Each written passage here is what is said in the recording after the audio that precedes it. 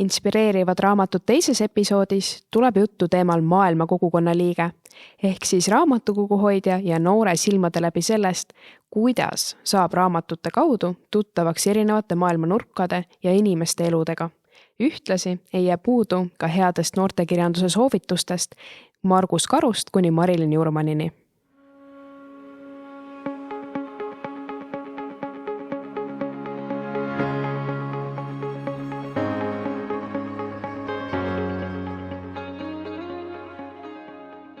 Tere tulemast taskuhäälingusse Inspireerivad raamatud. Mina olen Triin Sooäär ning see podcast valmib noorte infoportaal D5 eestvedamisel, olles toetatud Euroopa Komisjoni poolt ellu kutsutud Euroopa noorteaasta tegevusest. Kui sa veel ei tea, mis on noorte infoportaal D5, siis tegemist on Haridus- ja Noorteameti ehk Harna hallatava infokanaliga, mis on suunatud teenus noortele. Aga tänases episoodis, mis kannab sellist huvitavat pealkirja nagu maailma kogukonna liige, on meil külas Inger Paula, kes on lapseõiguste saadik, ja Mirjam Kaun, kes on siis Tallinna Keskraamatukogu raamatukoguhoidja ja on päris paljusid noori inspireerinud raamatuid lugema ja neist teada saama. Aga ole hea, Inger, ava natuke seda, kuidas sai üldse sinu teekond raamatute lugemisega alguse? Minu algus sai, ma arvan, kindlasti kodust, kui ma olin päris väike, et ma hakkasin umbes 5-aastaselt lugema ja minu esimene lemmikraamat oli Sipsi, mida ma lugesin, ma ei tea, päris mitu korda. Mis sina arvad, kas Sipsik on poiss või tüdruk? See on päris huvitav küsimus, aga ma arvan, et ta on poiss. Okei. See on selline huvitav asi, mida alati just kui küsitakse, kui sa ütled, et ma olen Sipsikut lugenud, aga ega vastust vist keegi ei tea veel siiani.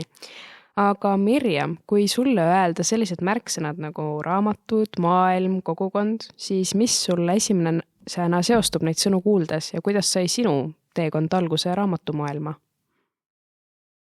Raamatuid ja kogukond on tegelikult väga lihtne siduda, sest et tänapäeval raamatukogud ongi kui omamoodi kogukonnakeskus, kui omamoodi kultuurikeskus, kus me üritame leida tegevust ja haridusvõimalusi, arenguvõimalusi kõikidele erinevatele sihtrühmadele, aga ka neid omavahel kokku liita, et need pensionärid ja lapsed saavad hoopis koos midagi teha. Minu lugemine sai alguse ka ikka nagu lapsepõlvest, aga Harry Potter oli see, mis mind raamatute siukse pelguse eest täielikult enda võimusesse haaras ja sellest saadik on mul alati mõni raamat kotis kaasas. Esimeses episoodis, kus juures oli ka Harry Potterist ja pärast episoodi me veel eetriväliselt ka rääkisime sellest, nii et tundub, et ta on päris paljude jooks seda teekonda sillutanud. See on tegelikult meeletu, milline mõju on olnud sellel ühel raamatul. Ja kui ma mõtlesin, et see jääb ühe sihtrühma asjaks, kuna see kasvamine, kuidas ootasid kõigi 100 inimesega, 1000 inimestega koos seda järgmist osa. Aga ei, meil on endiselt Harry Potteritest raamaturiiulid tühjad ja mis kõige ägedamad. Harry Potteri riiul saab tühjaks suvel. Kui lastel ei ole kohustuslik kirjandus, vaid nad saavad ise valida, mida nad loevad ja siis Harry Potterit meil ei ole. Vau, et see jätkub ikka veel. Absoluutselt, kõige populaarsemad üritused on meil Harry Potteri klubi ja Harry Potteri sünnipäev, mida me iga aasta juulis tähistame. Need on täiesti fenomenaalsed raamatukogus.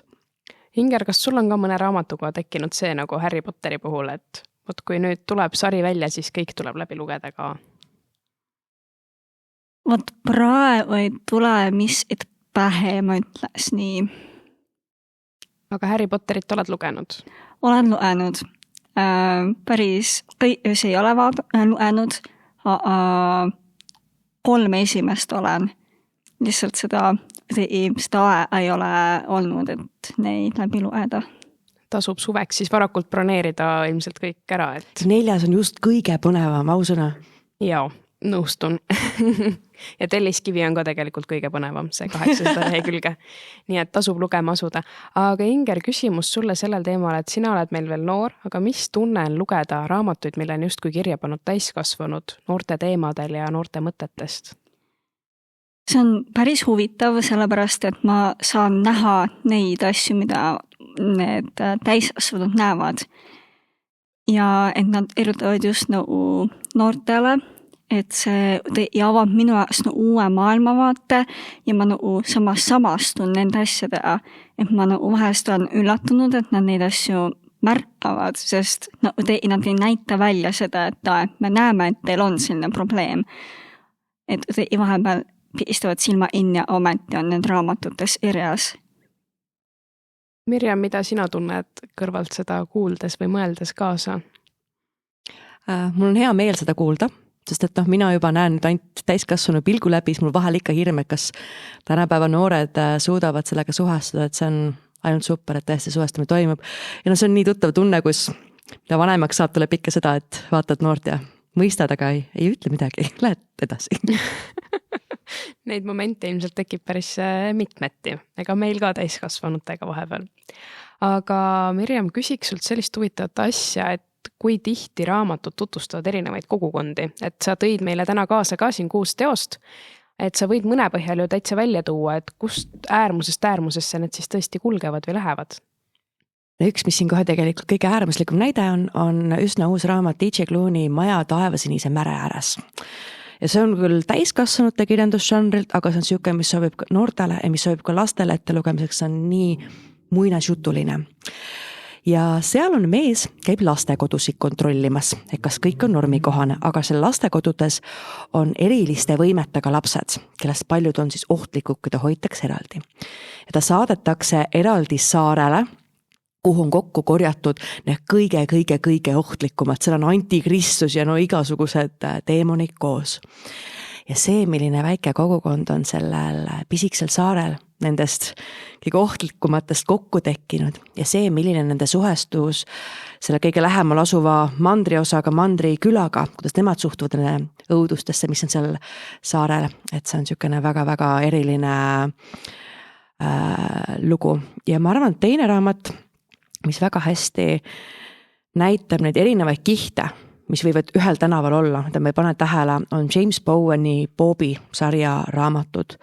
James Bowen on siis kirjutanud oma enda elu põhjal, kuidas esimene lugu algabki selles, kui ta nüüd üritab narkomaaniast välja saada. Ta on võõrutusravil, ta on esimest korda siukses sotsiaalkorteris ja tuleb kass tema juurde ja kuidas ta üritab seal tänaval ellu jääda, kuidas tulla tavaliste inimeste elu juurde tagasi, kus oled nii suurde auku kukkunud, kui tohutult raske see on, mitte ainult sellepärast, et enda füüsiliselt, vaid ongi nagu selleks, et tööd saada, pead sa ütlema oma aadressi. Aga sul pole aadressi, sest sul ei ole tööd, sa ei saa selle kodu eest maksta. Ja kuidas sellest mustast ringist nagu välja tulla, kuna see on läbi kassi silmad ja kõik, siis see on nii nunnu. Siin laua peal on ka Margus Karu nullpunkt. Et Inger, kas sa äkki tahaksid seda tutvustada ja mis maailma see sulle tutvustas? See tutvustas mulle väga palju erinevaid maailmu selles, kuidas ühte raamatusse saab kokku panna nii palju erinevaid mõtteid ja sündmusi, ma ei tea, alates armastusest kuni kiusamiseni, ma ei tea, kõike veel, et see oli tõesti ülihea lugemine ja ma soovitan seda täiega. Ja film oli minu meelest päris hea, raamat on parem. Ja miks raamat parem on? Küsivad päris paljud noored ka tihti mu enda käest, kui ma midagi soovitan, et aga film on ju välja antud, näiteks Me olime valetajad kohta juba, et... Raamat on see, et seal sa loed inimeste mõtteid, aga filmides ei tule nii hästi välja, et mida inimene tunneb või mõtleb, sest seal nad lihtsalt on ja nad räägivad. Väga hea ja mõtlema pane punkt, et just see, et emotsioonide tajumine mulle endale on hästi, ta väga vihale, kui raamatus on pildid, sest et see rikub selle fantaasia maailma ära. Ma vaatan, et Inger teeb suuri silmi ja nuugutab. Et kuidas sinul, Mirjam, on piltide ja raamatutega? Kahe otsaga asi. Näiteks mulle tohutult meeldib üks raamat Kuuvalgel unistajad, kus ongi kaane peal pandud nii-öelda stock-foto, mis on täpselt nagu iga tegelasega läheb kokku. Ja mulle meeldis iga paari lehekülje tagant vaadata neid pilte, siis mul lihtsam oli meeles pidada, kes on milline, sest seal oli vist 4 või 5 erinevat peategelast. Et see nagu tohutult meeldis. Aga ma olen ka aasta sama vahel tundnud näiteks, ma ei taha ka näiteks autori pilti näha. Kõik peab jääma minu pähe, see on fantaasia maailm, kui sa paned selle pildi juurde, siis sa mõtled nagu reaalseks ja et jah, et see kõik nagu nii oleneb, jällegi seesama Boobimaa, seda kassi vaataks küll ju lõpmatuseni, eriti kui sa tead, et see on see päris lugu, see on see päris kass ise, kellele meeldib kogu aeg õla peal istuda. Et see kõik jälle sõltub. Aga mida tegelikult tähendab üldse 21. sajandil töö raamatukogus kui sellises? Et hästi huvitav on lugeda neid artikleid, kus öeldakse, et paberraamatute aeg on otsas, aga samas ikkagi väga palju ostetakse ja raamatupoed ju aina enam on kasvutrendis oma kasumitega ka. Et mida siis raamatukogu töö tähendab praegu? No eks see kõik ajaloos ju kordub. Tuli telekas, öeldi, et nüüd tuleb raadio välja. Tulid arvutid, nüüd tuleb telekas välja. No ei ole miski surnud, meil on lihtsalt rohkem valikuid. Meie päev on mitmekesisem, me ei pea päev läbi raadiot kuulama, saame erinevaid asju teha. Ja raamatutega, jah, meil on e-raamatud, meil on audioraamatud, aga väga tugev enamus eelistab siiski paberraamatuid. E-raamatuid võetakse siis, kui tõesti ei ole muud varianti, näiteks välismaal ei ole lihtne saada eestikeelset kirjandust. Ja siis on väike pisike osa, kes neid ka päriselt eelistab. Aga 21. sajandi raamatukogu ongi see töö, et meil on paberraamatud, meil on e-raamatud, meil on audioraamatud, kuidas teha niimoodi, et informatsioon oleks kättesaadav internetis, aga raamatukogus ka koha peal, et ükski oma osapool ei kannataks selle arvelt. Et ei ole nii, et kogu eelarve panema ainult interneti peale, siis paberraamatuid ei ole, et oleks nagu kõike, sest raamatukogude eesmärk ongi ju see, et kõigil oleks kätte saadavus, kõigil oleks ligipääs informatsioonile. See võib olla tõesti silukirjandus, et saada mõnusat meelelahutust, aga ka teab, mis kirjandus, igapäevane info, kuidas panka sisse logida, aga sellised asjad. Kuidas on noorte külastatavusega raamatukogudes? Kas neid tuleb juurde, on pigem vähem? Et kuidas sa seda oled tajunud just laste ja noorte osakonnas läbi aastate? Noorte puhul sõltub sellest, mis raamatuid on ilmunud. Näiteks, kui oli Süü on tähtedel, kus käis noori. Kui olid näljamängud Lahku ja lööja, kus oli noori. Kui on mingi aasta, kus ei ole midagi sellist suurt ilmunud, millest kõik teaks, siis nad ei tea, kui tulla. Aga näha on, et kui neile öelda, kuule vaata, seal on hea asi, nad tulevad hea meelega ja sükest asja ma küll ei saa öelda, et noored ei loe. Loevad palju, käivad, laenavad ja hästi lahe erinevus võrreldes täiskasvanute noortega on see, et kui noor tuleb laenab raamatu, ta ei laena ühte, tuleb alati terve hunnikuga. Kui tihti tuleb üldse lahendada selliseid müsteeriume, et nüüd ei tea, mida võtta või kas on just kui seda Sherlock Holmesilikku luubiga taga otsimist ka, et mis nüüd sobida võiks? Ja, ma nüüd täpselt numbrid ei tea, me tegelikult isegi kogume statistikat selle kohta. Ma arvan, et meil laste noorte teenindus, ma arvan, 10 tükki tuleb päeva peale kokku, siuksed Sherlocki mängimised ja seal ongi. Ja enamalt on siis pigem see, et kas on antud kohustuslikus kirjandus mingi vaba teema, et noorte kirjandus viimase 5 aasta jooksul ilmunud või lihtsalt, et mul on vaja Eesti autorilt midagi. Et siis ongi see väike detektiiv, kui me hakata mõtlema, et nii, kus ma saan teada, mis sellele noorele võiks meeldida, sest ma ikkagi tahaks, et ta tuleks tagasi pärast rõõmuga, et see oli tõesti äge, aga seda ei saa teha kõhutundega, seal tulebki leida need õiged küsimused, vaikselt uurida. Tihti on ka see, et on kohal hoopis ainult lapsevanem ise, siis peab lapsevanemalt uurima, mis ette tuleb. Ja müsteeriumi kohal näiteks hoopis seda sorti, et näiteks tullakse, et palun mulle lühijutte ja luuletusi, kus on juttu lusikatest või kahvlitest või nugadest. Wow. See ei ole üldse harv. Ega nagu siuksed asja peavad olla, et otsitakse, et mul on vaja täpselt see eelmine nädal küsiti nii vahvalt, et on aasta lõpp ja taheti õpetajale luuletust, midagi õpetajad tänavat luuletust. Sellist asja siis otsida. Nii et ikkagi natuke seda luubiga taga otsimist just on, lihtsalt teiste vahendite ja portaalidega. Just, ja see on kõige põnevam osa sellest tööst. Oi, no loodame, et siis tuleb veel neid vahvaid külastajaid, kes tahavad. Alati, kui satute raamatukokku ja ei tea, mida laenata, tulge küsige nagu päriselt, see on kõige toredam asi, mida me nagu teha saame tööl. Nii et kõik rõõmu tekitama. Aga Inger, sina, kes sa saad minna nüüd üsna pea raamatukogu hoidlale rõõmu tekitama, siis küsiks sellist hoopis või mida viimasel ajal te olete üldse arutanud või millest te olete viimasel ajal oma sõprusringkonnas arutanud, et mis on see kõige parem teos, mis on viimasel hetkel teid kõnetanud? Ma arvan, et võtta nüüd klassikaaslaste pool, siis seal me just pidime loema Tammsaare Kõrba peremeest. Ja see tekitas meis õigis hästi palju emotsioone, et es vihkas seal seda Eevit ja ellele just meeldis Eevi, es vihkas seal seda teist, on ju, et hästi palju erinevaid emotsioone. Minu meelest just see, et nagu inimesed loevad raamatuid ja nad nagu saavad sealt hoopis teise vaatenurga. Et see on minu meelest põnevam osa üldse. Nii et vana hea klassika ikkagi kütab päris palju veel kirgi. Jaa. Aga kui näiteks ongi koolis olnud sellised kohustusliku kirjanduse teosed, siis mismoodi neid üldse tänapäeval analüüsitakse? Et kui ma olen nüüd 50-aastane maalija ja küsin, et kuidas tänapäeval asjad käivad, siis mis sa vastad? Tead, see täiesti oleneb õpetajast, et ma olen kuulnud nii ühte või teist, et meie õpetaja on just selline, et küsib sinu arvamust, et mis mulje sulle jäi sellest, et milline on nende vaheline suhe või et kuidas sa seda irjeldad, et seal ei ole sellist, et mitu nööpi oli Jussil selle jope üljas, on ju. Et ma olen kuulnud sellise küsimusi, aga meie õpetaja sellise küsimusi ei küsi. Et pigem nagu hästi arutlevad.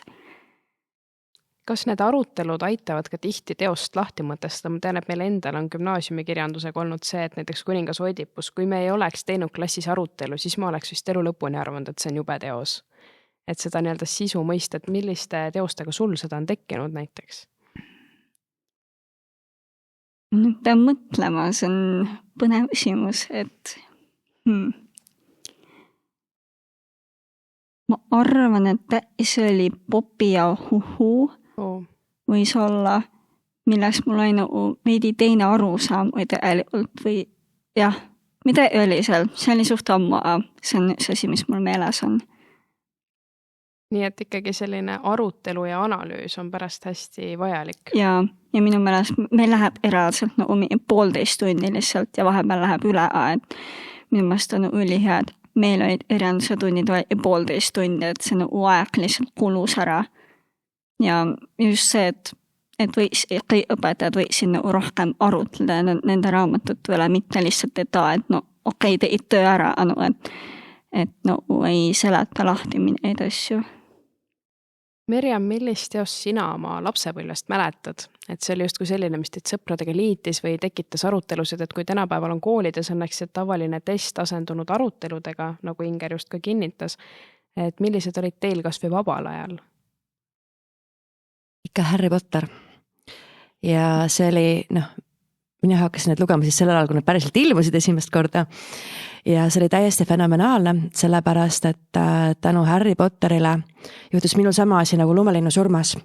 Koolis, kus ma ei leidnud inimesi, kellega suhelda, tänu Harry Potterile ma leidsin, sest olid ühed noored tüdrukud. Issand, see peategija oli vist seal 12 või 13, kui ta tegi kodulehekülje. Ja see ei ole praegu 2022, kui kodulehe tegemine on 3 klõpsu, vaid reaalselt sul on vaja seal koodi kirjutada ja sellised asjad. Ja lõige Harry Potteri kooli, kus seal olid tunnid, kus seal oli ministeerium, kus meil mängisime nagu ise nagu rollimänge Harry Potteri maailma teemas. Ja me hakkasime käima kokkutulekutel, me käisime linnades ringi, aga me käisime ka mitu päeva näiteks metsades telkimas ja ma olingi esimesel kokkutulekul vist 13 või 14. Ja viimati olin siis 20 või kui 21 või sai ka veel käidud, et see oli tohutult suur asi, mis sai loodud, see oli tuhandeid inimesi, et me siiamaani satun vahepeal inimestega kokku, kellega kunagi sai nagu ammu seal räägida, et see oli tohutult suur asi. Ja jällegi ehe näide, kuidas üks raamat nii paljusid inimesi aitab. Ja see olid võib-olla nohikud või siuksed, kes ei leidnud koolis suhtluskaaslasi ja siis nad leidsime omad inimesed ja saime üksteist julgustada kirjutama ja loovalt mõtlema ja uusi asju avastama. See on küll kõige võib-olla parem näide sellest, kuidas raamatud aitavad justkui mingit kogukonda leida või luua. Ja järjepidevalt J.K. Rowlinguna ikkagi tuleb teha aplaus, et ta midagi sellist on loonud, mis on inimesi liitnud. Inger, kuidas sina tunned, et kas on näiteks praegusel ajastul ka mingit teos, mis liidaks?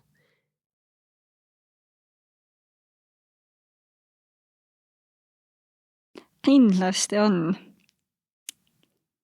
Kas või klassika mõttes, et see sama Kõrba ja peremees, mis sa välja tõid hästi oluliselt? Samuti seal Tammsaare maja muuseumis on praegu just Kõrbe peremehe teemaline näitus, mis on päris huvitav, et kui me nüüd vaatame sisse noortekirjandusse, mis on Eestis tegelikult aina arenev valdkond, isegi Eesti Noortekirjanduse Ühing on loodud, kus on siis ühinenud nii lugejad, raamatukoguhoidjad kui ka ise kirjutajad või kirjanikud, siis mida see Eesti noortekirjandus sulle, Inger, tähendab? väga palju. Ma ei tea, et mida ma enda vaba aja üldse teesin, kui noortekirjandust ei oleks. Ja minu meelest on kõige lahendam see, et noored on ise hakanud järjest rohkem kirjutama ise lugusid ja neid järjest avaldama ja see Irjani Älit teeb ja seal on nende noortekogu või midagi ja nad teevad seal päris põnevaid üritusi ja selliseid asju, et noortekirjandus on metsikult suur ja lai. Ja Kirjanike Liidu noored on hästi aktiivseks hakanud, mis on põnev näha ühiskonnas seda muutust, kus järjest tulebki ka need inimesed, kelle puhul sa ei eeldanud, et ta üldse võiks midagigi kirjutada. Nad teevad seda. Ja noortekirjandus kui arenev valdkond, siis vaatan siin laua peal ka, on näiteks eelmisel aastal Lastekaitse Liidu poolt saanud tunnustuse Lumelinnu surm, Ene Sepp. Mirjam, kas sa sooviksid tutvustada seda natukene? Ja ikka, see läheb ju hästi kokku just selle teemaga, mis ma rääkisin. Peategelane oli kogu aeg 3 sõbrannade grupis. Ühel päeval 2 sõbrannad lähevad minema ja jätavad ta maha. Ja ta avastab ennast, ta on täiesti üksi.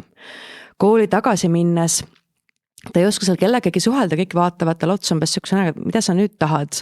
Sa pole aastad oled meid ignoreerinud, ainult oma sõbrannadega nurgas itsitanud ja nüüd tahad siis sõpra mängida. Ja kõigil on juba oma niisugused sõpruskonnad moodustunud. Ja tal ei ole mitte kedagi, ta on täiesti üksi ja see mõjub talle nagu väga-väga masendavalt ja depressiivselt. Aga õnneks ta satub ühte foorumisse, kus ta saab teiste inimestega rääkida, kus hästi palju erinevas vanuses inimesi nii-öelda kokku koondunud, kus nad kõik üksteist toetavad ja annavad nõu ja nii saab ka see peategelane ikka ja jälle edasi minna ja ka nagu ise areneda natuke teistsuguseks inimeseks, et tal endal oleks lihtsam ja et ta saaks lihtsamini kogukonda sulanduda. Nii et noorte puhul noortekirjanduse lugemine tegelikult aitab ka võib-olla mõista neid ümbritsevaid kogukondi, et ei ole ainult need inimesed, kes sul on klassis, vaid ka tegelikult on neid, kelle huvid on hoopis midagi muud või midagi enamat. Ja kui me vaatame ka siin laua peal taaskord ringi, siis mitte midagi on ka ju tutvustab ühte kogukonda, kuhu võib-olla ei tahaks sattuda. Kohe kindlasti mitte. See lugu algab sellega, et üks tegelane ronib puu otsa ja ütleb, et mitte millelgi ei ole tähendust. Kõik on mõttetu. Ja üks klassi täis lapsi, noori, tahab hakata siis välja mõtlema, kuidas leida viisi, et tõestada talle, et millelgi on tähendust. Nad hakkavad otsima asju, et igaüks toob oma asja, mis on talle kõige tähendusrikkam. Aga kui ta sai selle ära anda, siis jälle sellel ei olnud tähendust ju. Ja niimoodi nad järjest otsivad, et mis on see mõte. Ja seal ongi see, et nad on üks kõik suur grupp. Ja see, kuidas nad üksteist hakkavad mõjutama.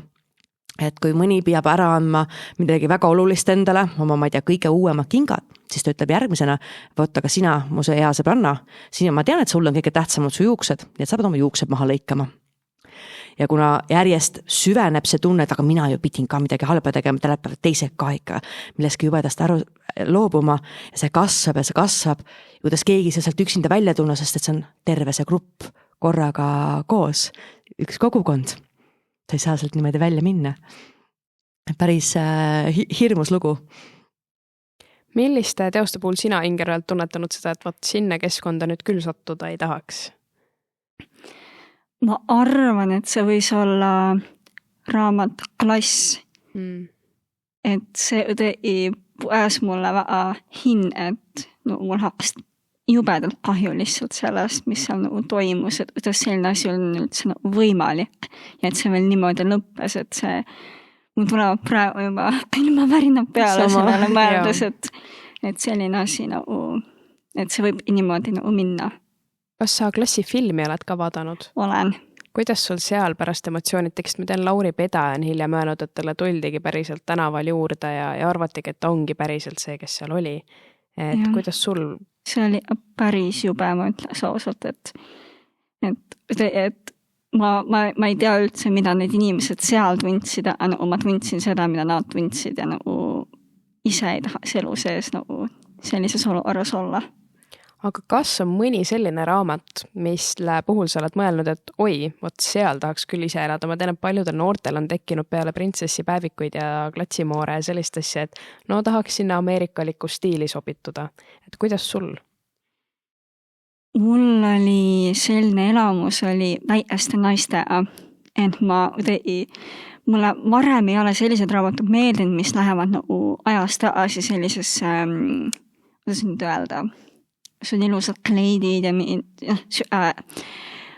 et seda raamatut lugedes ma tundsin, et nii lahe, ma nagu tahaks täiega seal olla, et mind ei on romantiline veits ja nagu hoopis teistsugune nagu pidudel, nagu, mis on hästi fancy'd ja nagu, jaa. Nii et saab tegelikult õppida raamatutes seda, kuhu sa tahaksid sattuda oma elus ja siis mõne puhul tahaks nagu ajamasina võtta ja rändama hakata. Noorte kirjanduse juurde tagasi tulles, siis meil on küll laual väga head teosed, aga millised on olnud võib-olla sellised pidepunktid Eesti noortekirjanduse loos? Ma tean, et Ene Sepa medaljon on päris mitmelgi tüdrukul, pean tunnistama, aga mul endal olnud selline, et tänu sellele ma üldse hakkasin noortekirjandust lugema või Heli Künnapase Lõpupidu. Et kuidas te tunnete, kui te lähete raamatukokku ja hakkate ise raamatuid valima sealt, et kas on mingi teos, mis justkui vallandab selle, et sa hakkad nüüd järgmiseid aina lugema? No kindlasti sama Margus Karu 0 punkt. Kindlasti on väga sõltuvust tekitav Koidu Ferreira domineeriva värvisari, mida ma näin, kui võetakse üks, võetakse ka kõik ülejäänud ja siis juba korraga. Et need on kindlasti 2 sükest näidet, mis haaravad kirjandusmaailma sisse.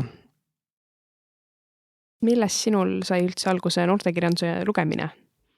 See on jälle raske küsimus, sest ma nüüd ei mäleta, ma tean, et ma käisin lastekirjanduse keskuses ja seal on hästi toredad raamatuhoidjad, kes alati nagu soovitavad neid raamatuid ja ma arvan, et see sealt alguse sai, et lõpus ma läksin ainult nagu sinna vahesse, kus olid need noorteraamatad, tavaliselt ma olin seal laste osakonnas, aga siis edasi läks sinna noorte poole ja ma mäletan, nii, ma arvan, et esimene noorteraamat võis olla need Printsessi päevikud, mis mulle nagu mealt meeldis, ma olen kõik osad läbi lugenud ja nagu neid võis lugema jääda. Millisest raamatust sa oled puudust tundnud, kui sa praegu mõtled noortekirjandused, milliseid teemasid ei käsitleta piisavalt? Näiteks on ette heidetud seda, et hästi palju on kiusamise teemadel, aga justkui sellist tavalist noort, kes on võib-olla tubli edukas, et teda justkui ei kohta. See on muidugi hea point, et me loeme tavaliselt selliseid kiusamise lugusid ja võib-olla selliseid joomise lugusid, et tõesti ei ole nagu selliseid, mis tooks esile just need tublid õpilased. Et samas mul nagu tuleb paar raamatut meelde, mis on seotud seksuaalvägivallaga. Äkki sa tead mõnda nimetada? Nii. Puhtas oli vist üks. Ja siis Elu on ilus. Mul nüüd praegu autorit ei tule meelde. Need 2 raamatut olid sellised. Ja viimasel ajal ilmunutes peaks olema Saada pilte ka. Jaa, Saada pilte, jaa. Just, seda sa vist lugesid ka. Jaa, seda ma lugesin. Kuidas selle mulje teid? Ta on nüüd selline kuidagi väga meie ajastulik või päevakorras, aga... See oli nii ja naa. Mulle... Ma ei taha eriti maha laita, mulle eriti ei istunud see raamat. Et see venis hästi nagu pikale, ei tein seda tunnet, et see oli päris paks raamat ka, mul elas üli aua, et see läbi saada. Ma ütlen, et see on halb raamat, aga mulle isiklikult ei istunud see. Arvamusi on palju. No mul läks ta 1 ööga näiteks. Kuidagi tundus, et ei saa pooleli jätta. Aga sama lugu oli ka see Täna homme ja vot Roosade kantega raamat on üks noorte oma, mis on hiljuti ilmunud, aga Mirjam, millest oled sina lugejana puudust tundnud noortekirjanduse puhul või tunned, et võiks veel kirjutada? Düstoopia. ma olen hull düstoopia fänn, palun andke mulle kõik düstoopiad, sest minu arust see on niivõrd äge võimalus filosofeerida, et mis oleks, kui panna inimesed sellisesse situatsiooni, mis hakkab juhtuma. Ja sellele kõigele lisab põnevust juurde veel see, et kuna see on tulevikus, see kõik võibki kunagi ühel hetkel juhtuda, et siukseid asju ma tahaks aina rohkem ja rohkem, aga raamatukogu hoidjana tunneme puudust raamatutes, kus peategelane on poiss. Et poisid ei taha lõpmatusele lugeda neid lugusid, kus tüdrukud on armunud ja tüdrukuid ahistatakse ja nii edasi, need on kõik olulised, aga neil on ka raamatuid vaja, me ei saa imestada, et noored poisid, mehed ei loe, kui neil ei ole kirjutatud raamatuid, terve lapsepõlv, terve noorusiga, siis nad ei tule ühel 30 aastal, ma nüüd hakkan lugema. Seal peab muidugi, võib juhtuda, aga seal peab olema mingi tugev motivatsioon taga, et sellest on puudust naljakatest raamatutest, nagu näiteks Holly Smaili Mina nohik. Võid sellised, mis on lihtsad ja on lõbusad, kus noor saab peale rasket koolipäeva natuke puhata ja nende raskete depressiivsete raamatute kõrval ka natukene puhata, naerda ja võtta lihtsamalt, nagu olid ka need printsessi päevikud. Meil ei ole enam siukseid, seda on vaja. Jaa, hästi nõustun. Ja kui nüüd tulla ka sinna poole, et poistele rohkem kirjutada, siis kas praegu on näiteks midagi, mida saaks tuua eeskujuks, et näed, nemad saavutasid? 0 punkt. Ma ise mõtlesin täpselt sama. Ja tegelikult on küll veel lugusid ilmunud, kus on poisid peategelased, mida viimasele kiidetakse, on see Miks me varastasime auto ja Nettuisu Tulevikute lootus, aga üldiselt see on pigem ikkagi asi jääb väga nõrgaks. Kas ja kuidas seda peaks rohkem nii-öelda, kui nüüd keegi kuulab, kes mõtleb, et oi, võiks kirjutada ja muidu mõtles, et võiks kirjutada tüdruk peategelasest, aga võiks kirjutada hoopis poisist, et millised võivad need erinevused olla, et mida sina oled lugejana tajunud? Et kui peategelane on poiss või tüdruk? Eks need mured ja probleemid on erinevad samamoodi, kui me räägime kogukondadest, millised need kogukonna, kuhu tüdrukud kuuluvad. Seal on palju seotud välimusega, seal on võib-olla natukene loomingulisemad asjad, aga kui sa oled poiss, mille järgi sind hinnatakse, sa pead sporti tegema, eks ole. Sa pead olema nagu milleski füüsiliselt osav. Tüdrukud peavad olema targad, poiss peavad olema milleski füüsiliselt osav, aga kui sa oled mingisugune kõhna pisike ludri, ei oska korvi visata, et kuidas siis toime tulla? Ja sa pead alati ropendama, sa pead alati naisi taga ajama, rääkima nendest labaselt, sa pead olema hästi pinnapäänest, issand jumal, kui sa midagi tiibilt ja sügavalt mõtled, mingi eit oled või. Et nemad ju tegelikult elavad ka nii paljudes nendes peale surutud normide sees.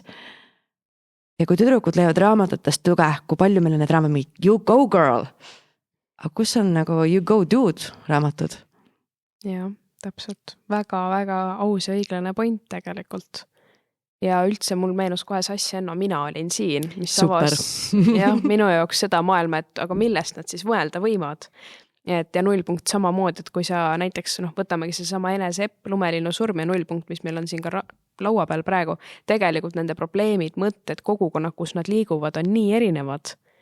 Ja tüdrukuna on väga hea tegelikult vahepeal teada, mida poisid võib-olla mõtlevad. Et selles mõttes hästi huvitav. Aga ongi kurb vaadata, et 0 punkt. Mina olin siin, ka klass, kus on ka rohkem näha see poiste perspektiivi.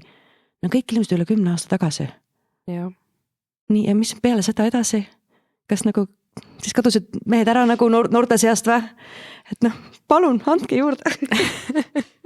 Siuke üleskutse tuleb sotsiaalmeedias, et palun kiiremas korras. Ja anname isegi mõned iluhead andeks, et peaasi, et ilmub. See on kõige olulisem. Aga tahaks teada teie võib-olla isiklikke soovitusi ka, mida nüüd mõni kuulaja võiks järgmine raamatukogu riiuli ees või raamatupoes mõtlema hakata, et äkki tasuks endale soetada või hoopiski lugema asuda.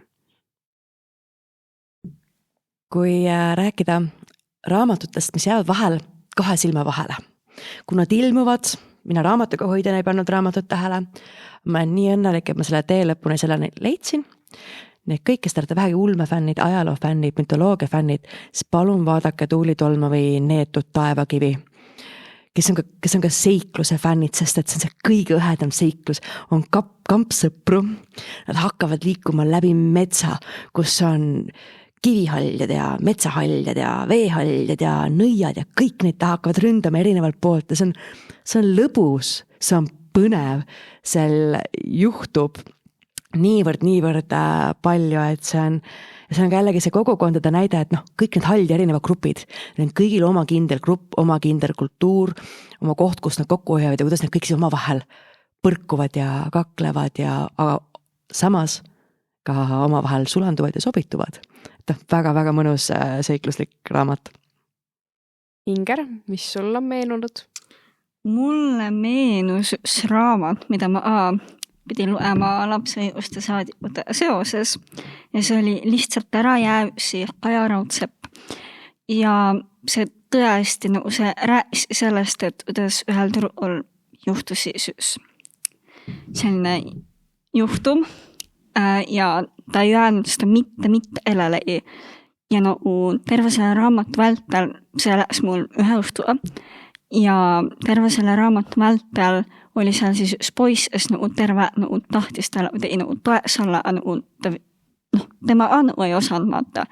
Aga siis lõpus nad said kokku ja siis rääkisid asjad selles ja siis see näitas seda, et võib-olla see ei julge öelda enda parimatele sõpradele, et sa leia see üks inimene, kellele sa ei julge öelda. Ja mulle läks nii hinne see raamat, et ma soovitan seda väga. Kas sul meenub mõni veel, mis oli head laste noorteraamatud kandidaat, mida sa pidid lugema ja mis jäi niimoodi hinge kriipima? Jaa, Marilyn Jurmani Mul hakkasid päevad. Tuli ära. See oli lihtsalt metsikult hea raamat ja mulle tõsiselt meeldis see. Ma ei oska neid emotsioone siia praegu sõnadesse panna. Mis seal see kõige metsikumalt meeldivam asi oli? Niimoodi nüüd ei tule meelde, aga võib-olla see kuidas pärast seda me käisime seda siis ütlemas, et see on meie lemmik. Et kuidas siis inimesed mulle erutasid, et see sobib mingi 10 aastasele turu oleme niimoodi hakkasin sellised kommentaarid tulema ja siis ma hakkasin mõtlema, et ma ütlesin, et sobib küll, sellepärast, et see oli hea raamat ja väiksed lapsed saaksid sellest aru.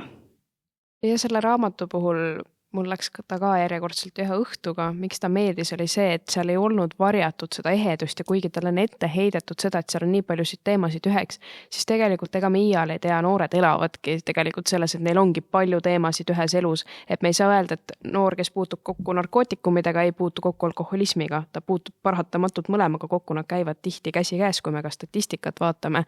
Nii et väga hea, et sa selle välja tõid ja Mirjam tõi taaskord ka midagi head ulme ja sellise fantaasiamaailma fännidele. Kuid mina väga tänan teid, head Mirjam Inger, et täna meil siin maailma kogukonna liikmete teemal arutlesite, kaasa mõtlesite ja aitasite seda avada selle poole pealt, et raamatud tutvustavad erinevaid kogukondi ja erinevaid maailmu, kui need vaid lugeda.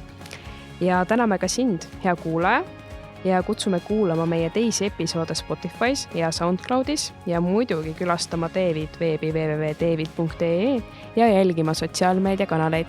Aga aitäh ja lugemiseni!